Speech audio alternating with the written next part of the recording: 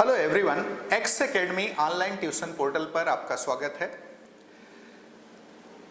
Crash course chemistry के अंतर्गत हम जीओसी का सेकेंड वीडियो आपके सामने लाने वाले हैं। सेकेंड वीडियो में कुछ और टेक्निकल एमसीक्यूज की बात करेंगे जो आईआईटी जेईई और नीट के पॉइंट ऑफ व्यू से बहुत इंपॉर्टेंट हैं और आपसे पूछे जा सकते हैं। तो चलिए स्टार्ट करते हैं। Crash course chemistry for IIT JEE and NEET, और टॉपिक है हमारा जनरल ऑर्गेनिक केमिस्ट्री, जिसके most expected, most important and most technical MCQs हम यहाँ डिस्कस कर रहे हैं। उसके पहले अगर आपने चैनल को सब्सक्राइब नहीं किया है तो चूंकि ये हमारा नया चैनल है, आप जल्दी से सब्सक्राइब कर लें ताकि चैनल पर अपलोड होने वाले वीडियोस का आपके पास नोटिफिकेशन सबसे पहले पहुंचे, और साथ में जो लाइव क्लासेस यहाँ ऑर्गेनाइज होंगे उनका नोटिफिकेशन भी आप तक पहुंच सके। तो चलिए स्टार्ट करते हैं हम crash course chemistry for IIT JEE and NEET, और देखते हैं और कौन कौन से एमसीक्यूज हैं जो आपसे इन एग्जाम में पूछे जा सकते हैं। देखिए क्वेश्चन क्या है। Question number 1, which of the following is the most stable, निम्न में से कौन सबसे ज्यादा स्थायी है। याद रहे, free radical, carbonium ions, carbon ions के रिलेटिव स्टेबिलिटी से related questions usually IIT JEE और नीट में पूछे जाते हैं। उसी कैटेगरी का एक क्वेश्चन आपके सामने है, कौन सबसे ज्यादा स्टेबल है। पहले ऑप्शन में आपको एलाइल कार्बोनियम आयन दिया गया है, that is CH2 double bond CH single bond CH2 with positive charge. Second option में C6H5 not 3 C6H5 CH2 plus, यानी यहां पर आपको बेंजाइल कार्बोनियम आयन दिया गया है C6H5 CH2 plus. Next one is C6H5 C plus C6H5H। आप देख सकते हैं कि ट्रिपली जो पॉजिटिवली चार्ज कार्बन है उससे दो क्या जुड़े हुए हैं, उससे दो फिनाइल ग्रुप जुड़े हुए हैं। क्लियर है, कितने फिनाइल ग्रुप जुड़े हैं, तो यहां पर 2 फिनाइल ग्रुप जुड़े हुए हैं। This is diphenyl methyl carbonium ion. कौन सा कार्बोनियम आयन है, तो diphenyl methyl carbonium ion. And इस केस में चौथे ऑप्शन में देखिए, जो पॉजिटिवली चार्ज कार्बन है उससे तीन फिनाइल ग्रुप, 3 बेंजीन रिंग्स जुड़े हुए हैं, तो नेचुरली ये है ट्राइफिनाइल मिथाइल कार्बोनियम आयन। तो इनमें पूछ रहा है कि कौन सबसे ज्यादा स्टेबल है। बिल्कुल बहुत ही इंपॉर्टेंट क्वेश्चन आईआईटी जेईई और नीट के पॉइंट ऑफ व्यू से। वीडियोस कुछ इस ढंग से बनाए गए हैं कि क्वेश्चन को एक स्लाइड में रखा गया है, उसका आंसर और एक्सप्लेनेशन नेक्स्ट स्लाइड में दिया गया है, ताकि आप क्वेश्चन को पॉज करके सबसे पहले ट्राई कर लें और देन आगे जा करके देखें कि वेदर यू आर करेक्ट और नॉट। अगर आगे जा करके आप देखें कि सही थे या गलत थे, अगर गलत थे तो गलती कहाँ हो गई, और अगर सही थे तो टेक्निकली सही थे या नहीं। ये सारी चीजें आपको देखकर चलना है ताकि आप आंसर्स बिल्कुल सही दे सके, अपनी गलतियों को कम से कम करें ताकि आपका सिलेक्शन सुनिश्चित हो सके। तो चलिए देखते हैं इसका एक्सप्लेनेशन और answer. Explanation, there are certain carbonium ions which gain stability by resonance and are more stable than alkyl carbonium ions, for example allyl and benzyl carbonium ions। तो आप देखेंगे कि कुछ ऐसे कार्बोनियम आयंस हैं जो रेजोनेंस के द्वारा स्टेबिलिटी गेन करते हैं और वो एल्काइल कार्बोनियम आयन से कहीं ज्यादा स्टेबल होते हैं। क्लियर है। इनका एग्जाम्पल आपके सामने है। सबसे पहला एग्जाम्पल है एलाइल कार्बोनियम आयन। ये देखिए CH2 double bond CH single bond CH2 with positive charge on carbon. आप देख सकते हैं कि यहां पर जो पॉजिटिवली चार्ज कार्बन है, इलेक्ट्रॉन डेफिशिएंट कार्बन है, then single bond, then double bond, यानी प्लस चार्ज डबल बॉन्ड के पाई इलेक्ट्रॉन पेयर के साथ कंजुगेशन में है, अल्टरनेशन में है। ये देखिए plus charge, single bond, double bond, यानी डबल बॉन्ड का pi electron pair, then single bond, then carbon का प्लस चार्ज, अल्टरनेशन में है। ऐसा सिचुएशन जहां भी होता है वहां पर रेजोनेंस हो जाता है। तो आप देखेंगे कि रेजोनेंस के कारण यहां का जो पाई इलेक्ट्रॉन पेयर था वो शिफ्ट हो गया इस कार्बन कार्बन के बीच, और ये पॉजिटिव चार्ज इस कार्बन पर अपीयर हो जाएगा। ये देखिए नेक्स्ट केस, यहां पर डबल हेडेड एरो लगाया गया है जो कि रेजोनेंस स्ट्रक्चर के बीच लगता है। तो नेक्स्ट रेजोनेंस स्ट्रक्चर क्या बना इस एलाइल कार्बोनियम आयन का? नेक्स्ट रेजोनेंस स्ट्रक्चर आप देख सकते हैं, यहां डबल बॉन्ड हो गया है, दिस वन, ये डबल बॉन्ड हो गया और यहां सिंगल बॉन्ड हो गया और इस कार्बन पर आ गया है पॉजिटिव चार्ज। तो ये एलाइल कार्बोनियम आयन का रेजोनेंस के शो किया गया है। Here the greater the number of resonating forms possible for a carbonium ion, more is its stability। तो याद रहे, अगर कोई कार्बोनियम आयन रेजोनेंस के कारण, अनुनाद के कारण स्टेबिलिटी गेन कर रहा है, तो उस कार्बोनियम आयन के लिए जितने ज्यादा रेजोनेंस फॉर्म बनेंगे उसकी स्टेबिलिटी उतनी ज्यादा होगी। जैसे एलाइल कार्बोनियम आयन के लिए 2 रेजोनेटिंग फॉर्म बने, वहीं आप देखेंगे कि जो बेंजाइल कार्बोनियम आयन है उसमें इससे ज्यादा रेजोनेटिंग फॉर्म्स बनेंगे। ये देखिए, Thus benzyl carbonium ion having 5 resonating structure, benzyl carbonium ion के केस में resonating structures 5 बनेंगे। 5 resonating structures will be more stable than allyl carbonium ion।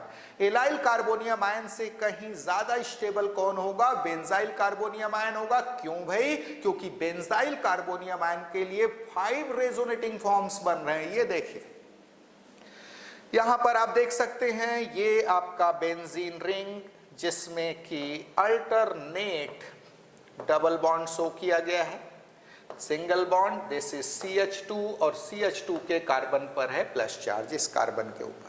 आप देख सकते हैं कि कार्बन का जो प्लस चार्ज है वह बेंजीन रिंग के पाई इलेक्ट्रॉन पेयर के साथ कंजुगेशन में है, अल्टरनेशन में है। और जब भी इलेक्ट्रॉन पेयर कंजुगेशन में होते हैं, पाई इलेक्ट्रॉन पेयर, वो डिसलोकेलाइज हो जाते हैं। तो यहां क्या होगा? ये देखिए, इस डबल बॉन्ड का जो पाई इलेक्ट्रॉन पेयर था वो यहां शिफ्ट हुआ, यहां डबल बॉन्ड बनाएगा और ये जो प्लस चार्ज था कार्बन के ऊपर एक्चुअल में था, वो ये इस कार्बन के ऊपर आ जाएगा। ये देखिए क्या बन गया, यहां पर डबल बॉन्ड CH2 हो गया और प्लस चार्ज इस कार्बन पर आ गया। फिर से देखिए, कार्बन का plus charge, single bond, double bond, there is also conjugation. What will happen?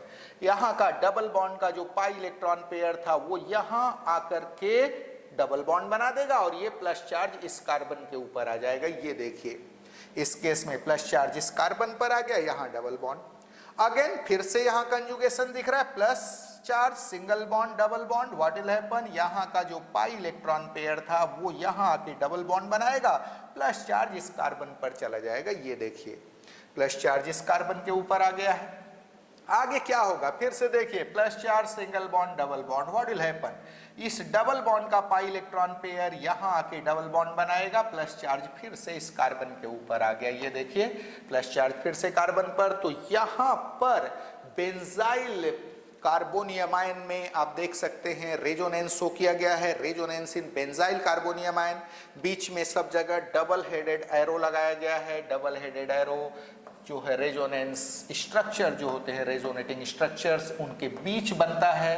Resonance से रिलेटेड फुल वीडियो लेक्चर हमारे प्लेलिस्ट में अवेलेबल है, आप जाकर के वहां से रेफरेंस ले सकते हैं। तो आप देख सकते हैं कि रेजोनेंस जो बेंजाइल कार्बोनियम आयन था उसके लिए 1 2 3 4 5 टोटल 5 रेजोनेंस स्ट्रक्चर बने, जबकि एलाइल कार्बोनियम आयन के लिए केवल 2 रेजोनेंस स्ट्रक्चर बन रहे थे। तो कौन ज्यादा स्टेबल होगा? Naturally benzyl carbonium ion will be more stable as compare to allyl carbonium ion. Allyl carbonium ion से कहीं ज्यादा स्टेबल कौन होगा? तो बेंजाइल कार्बोनियम आयन होगा। चलिए आगे देखते हैं। Similarly diphenyl methyl carbonium ion having 10 resonating forms is more stable than benzyl carbonium ion, and triphenyl methyl carbonium ion having 15 resonating forms is more stable than diphenyl methyl carbonium ion। तो सही answer कौन सा हो गया? जहां 15 resonance structure, क्योंकि वहां पर 3 फिनाइल ग्रुप जुड़े हुए हैं पॉजिटिवली चार्ज कार्बन से। किसमें? ट्राइफिनाइल मिथाइल कार्बोनियम आयन में। तो नेचुरली ये सबसे ज्यादा स्टेबल होगा। क्लियर है? तो आंसर कौन सा हो गया? D, that is triphenyl methyl. Methyl क्यों? इस कार्बन से अगर सारे यहाँ हाइड्रोजन होते तो ये मिथाइल कार्बोनियम आयन होता CH3+। सारे हाइड्रोजन हट के वहां पर फिनाइल ग्रुप जोड़ दिए गए हैं, इसलिए यहाँ पर क्या बन गया? ट्राइफिनाइल मिथाइल कार्बोनियम आयन, जो कि चारों ऑप्शन में सबसे ज्यादा स्टेबल होगा, क्योंकि उसके लिए रेजोनेंस फॉर्म सबसे ज्यादा बन रहे हैं। इन ऑल 15 बन रहे हैं। कितने बन रहे हैं? 15, क्योंकि एक बेंजीन रिंग के कारण कितने बन रहे हैं? Total 5 resonance form. यहाँ पर 3 बेंजीन रिंग्स जुड़े हैं पॉजिटिवली चार्ज कार्बन से, तो नेचुरली कितने बनेंगे? 15 बनेंगे। चलिए आगे बढ़ते हैं। Yes, order of stability of some important carbonium ions। कुछ इंपॉर्टेंट कार्बोनियम आयंस के स्टेबिलिटी का ऑर्डर दिया गया है। हालांकि आंसर वही कंप्लीट हो गया था, लेकिन ये पॉइंट चूंकि कॉम्पिटिटिव पॉइंट ऑफ व्यू से बहुत इंपॉर्टेंट है, ये fact competitive point of view से बहुत इंपॉर्टेंट है, इसको जानना चाहिए, क्योंकि कोई जरूरी नहीं है कि जो ऑप्शन हमने दिया है वही ऑप्शन आ जाएगा। आपको टेक्निकली स्ट्रांग बनना पड़ेगा, आपको उन फैक्ट्स को जानना पड़ेगा जिसके बेसिस पर आंसर बनाए जाते हैं, किसी क्वेश्चन को सॉल्व किया जाता है। तो यहां पर डिफरेंट कार्बोनियम आयंस के जो मोस्ट कॉमन कार्बोनियम आयंस हैं उनके स्टेबिलिटी का एक ऑर्डर दिया गया है, relative order, and you have to learn it. आपको इसे रटना है, क्योंकि इस पर बेस्ड क्वेश्चन यूजुअली पूछे जाते हैं। तो सबसे ज्यादा स्टेबिलिटी, ये देखिए, ये जो कार्बोनियम आयन आपको दिख रहा है, इसको कई बार ट्रोपोलियम आयन बोलते हैं, सबसे ज्यादा स्टेबल है। देन इसके बाद नंबर आ रहा है ट्राइफिनाइल मिथाइल कार्बोनियम आयन का, जहां पर पॉजिटिवली चार्ज कार्बन से 3 बेंजीन रिंग जुड़े हुए हैं।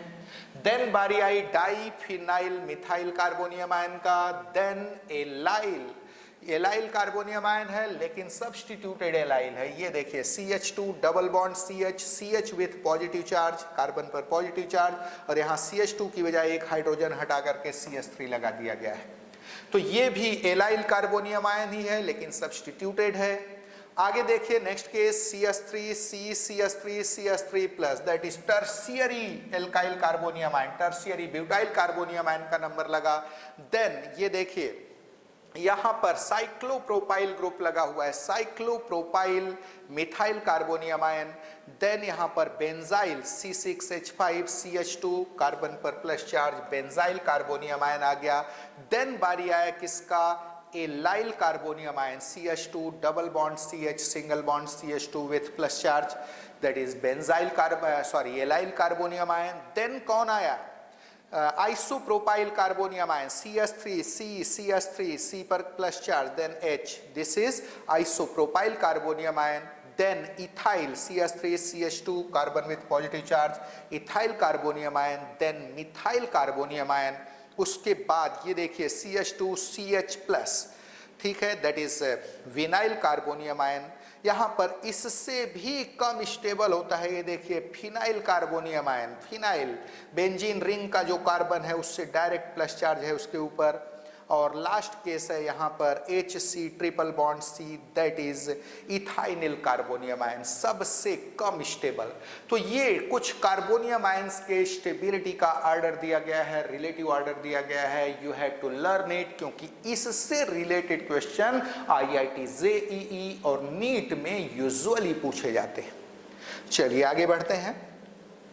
Next question, which of the following is the most stable? कौन सबसे ज्यादा स्टेबल है? इस बार क्वेश्चन सेम है, लेकिन इस बार यहां पर कार्बन आयंस दिए हुए हैं। कौन कौन से? CH3- that is methyl carbon ion. Then CH3CH2- ethyl carbon ion. Then बारी आई आइसोप्रोपाइल कार्बन आयन, और लास्ट है टर्शियरी ब्यूटाइल। ये टर्शियरी कार्बन है, कार्बन के ऊपर माइनस चार्ज है और 3 मिथाइल ग्रुप जुड़े हुए हैं, that is tertiary butyl carbon ion. तो ये चारों में सबसे ज्यादा स्टेबल कौन है, ये पूछा गया है। ठीक है, देखते हैं क्या है इसका आंसर। तो आंसर इसमें पहला ही सही है, that is methyl carbon ion. ये देखिए explanation, The order of stability of different alkyl carbon ions is as under. different alkyl carbon ions के स्टेबिलिटी का देखिए ऑर्डर क्या है। सबसे पहले methyl carbon ion, then primary carbon ion, then secondary 2 degree, और सबसे कम कौन है? Tertiary. That is methyl carbon ion is greater than primary carbon ion is greater than secondary alkyl carbon ion and then tertiary alkyl carbon ion. Here plus I effect of alkyl groups attached to the negatively charged carbon causes the concentration of its negative charge and therefore decreases the stability of alkyl carbon ions. Thus, the greater the number of alkyl groups attached to the negatively charged carbon, lesser is the stability of alkyl carbon ion. तो आपने देखा था charge species पर अगर charge का dispersal हो रहा है, चार्ज का फैलाव हो रहा है तो स्टेबिलिटी बढ़ती है, और अगर चार्ज कंसंट्रेट हो रहा है तो स्टेबिलिटी घटती है। आप देखोगे कि कार्बन आयन के केस में, जहां कार्बोनियम आयन के केस में क्या होता था, एल्काइल ग्रुप का plus I effect positive charge को डिस्पर्स कर देता था, फैला देता था, अलग अलग कार्बन पर बांट देता था उसको, स्टेबिलिटी वहां बढ़ जाती थी। कार्बन आयन के केस में क्या होगा? कार्बन आयन के केस में आप देखोगे एल्काइल ग्रुप का जो प्लस आई इफेक्ट है, इलेक्ट्रॉन रिलीजिंग इफेक्ट है, उसके कारण नेगेटिवली चार्ज कार्बन पर चार्ज की डेंसिटी बढ़ जाएगी, नेगेटिव चार्ज बढ़ जाएगा, चार्ज कंसंट्रेट हो जाएगा, तो नेचुरली स्टेबिलिटी क्या हो जाएगी? घट जाएगी। ये देखिए यहां पर ये methyl carbon ion, ethyl carbon ion के केस में एक मिथाइल ग्रुप जुड़ गया है नेगेटिवली चार्ज कार्बन से, ये नेगेटिवली चार्ज कार्बन है। What will happen? ये प्लस आई इफेक्ट एग्जर्ट किया, इलेक्ट्रॉन को ढकेला कार्बन की ओर, कार्बन के पास ऑलरेडी इलेक्ट्रॉन था, इलेक्ट्रॉन की डेंसिटी ज्यादा थी और बढ़ गई, चार्ज का कंसंट्रेशन हो गया, नेचुरली स्टेबिलिटी घट जाएगी। यहां पर आइसोप्रोपाइल, जो मिथाइल का आइसोप्रोपाइल कार्बन आयन है, उसमें दो मिथाइल ग्रुप लगे हुए हैं जो प्लस आई इफेक्ट एग्जर्ट कर रहे हैं, नेगेटिवली चार्ज कार्बन पर इलेक्ट्रॉन डेंसिटी बढ़ा रहे हैं, चार्ज डेंसिटी बढ़ा रहे हैं, नेचुरली स्टेबिलिटी को घटा देंगे। और यहां पर टर्शियरी ब्यूटाइल कार्बन आयन में आप देख सकते हैं तीन मिथाइल ग्रुप लगे हुए हैं with plus I effect, naturally carbon पर नेगेटिव चार्ज बहुत ज्यादा बढ़ जाएगा, चार्ज का कंसंट्रेशन हो गया, चार्ज का संकेंद्रण हो गया, तो स्टेबिलिटी इसकी सबसे कम होगी, जबकि इसका मिथाइल कार्बन आयन की स्टेबिलिटी यहां सबसे ज्यादा होगी। बड़ा ही बेहतरीन क्वेश्चन था, डिस्कस कर दिया हमने। चलिए आगे बढ़ते हैं। Now In which of the following hydrogen is the most acidic? किसमें हाइड्रोजन सबसे ज्यादा एसिडिक है, सबसे ज्यादा अम्लीय है? बड़ा ही बेहतरीन क्वेश्चन। ऑप्शंस देखिए, सबसे पहला case CH3 single bond CH3 यानी इथेन का हाइड्रोजन जो है वो सबसे ज्यादा एसिडिक है। CH2 डबल बॉन्ड CH2 का हाइड्रोजन सब, देन दैट इज इथीन है second option. Third option ethyne, ethyne में ट्रिपली बॉन्डेड कार्बन से हाइड्रोजन लगे हुए हैं।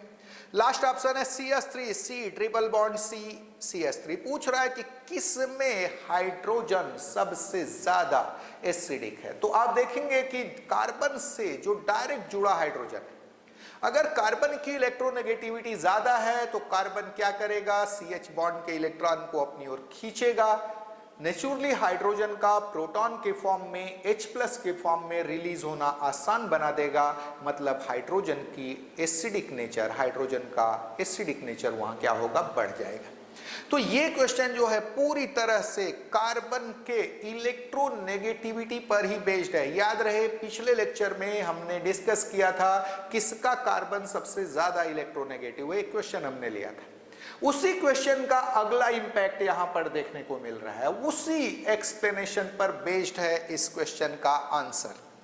देखिए क्या है आंसर है यहां पर C, that is HC triple bond CH, triply bonded carbon से जुड़ा हाइड्रोजन जो है वो बोला जा रहा है कि सबसे ज्यादा एसिडिक होता है as compare to doubly bonded carbon से जुड़ा हाइड्रोजन, और उससे भी कम एसिडिक कौन होता है? सिंगली बॉन्डेड कार्बन का हाइड्रोजन यानी एल्केन का हाइड्रोजन। रीजन देखिए क्या है, explanation. The greater the extent of S character in hybridised orbital of A carbon atom, more is its electronegativity and therefore more is acidity of hydrogen attached to this carbon। thus ये देखिए अगर हम बात कर रहे हैं ethane का CH3 single bond CH3 जो कार्बन है उस कार्बन पर sp3 हाइब्रिडाइजेशन है। कार्बन का हाइब्रिडाइजेशन स्टेट कौन सा है यहाँ, sp3। s कैरेक्टर कितना आता है, तो 25%। अगर एल्कीन का डबली बॉन्डेड कार्बन की बात करें, doubly bonded carbon sp2 hybridized है, s कैरेक्टर यहाँ 33.33% रहता है। और जो एल्काइन का जो ट्रिपली बॉन्डेड कार्बन है उससे जुड़ा हाइड्रोजन, ये देखिए एल्काइन का ट्रिपली बॉन्डेड कार्बन sp हाइब्रिडाइज्ड है, 50% s कैरेक्टर है वहां हाइब्रिडाइज्ड ऑर्बिटल में। तो नेचुरली sp हाइब्रिडाइज्ड जो कार्बन है उससे जुड़ा हाइड्रोजन मोस्ट एसिडिक होगा, सबसे ज्यादा एसिडिक होगा। तो आंसर कौन सा हो गया इसका, दैट इज सी। किसका हाइड्रोजन, तो इथाइन का hydrogen. Next question, which of the following will form alkynide salts with sodium? निम्न में से कौन सोडियम के साथ एल्काइनाइड या एसिटिलाइड सॉल्ट बनाएगा? सेम पिछले क्वेश्चन का अगला इंपैक्ट आपके सामने है, ये देखिए। ऑप्शंस वही हैं, CH3 single bond CH3, next CH2 double bond CH2 यानी ethene, third option CH triple bond CH ethyne, last option CH3C triple bond C CH3। बोल रहा है कि which of the following will form alkynide salt with sodium. तो याद रहे जहां पर मोस्ट एसिडिक हाइड्रोजन है वह एल्काइनाइड सॉल्ट बनाएगा, यानी जहां ट्रिपली बॉन्डेड कार्बन से हाइड्रोजन जुड़ा हुआ है, ट्रिपली बॉन्डेड कार्बन से डायरेक्टली अटैच्ड हाइड्रोजन जो होता है वह एसिडिक नेचर का होता है, और अगर एसिडिक हाइड्रोजन प्रेजेंट है तो एल्काइनाइड सॉल्ट वहां बनेगा। तो आप देख सकते हैं यहां पर जो कार्बन है वो sp3 हाइब्रिडाइज्ड है, एल्केन का हाइड्रोजन है उतना ज्यादा एसिडिक नहीं होता, ये अल्कीन के हाइड्रोजन है वो भी एसिडिक नहीं होते।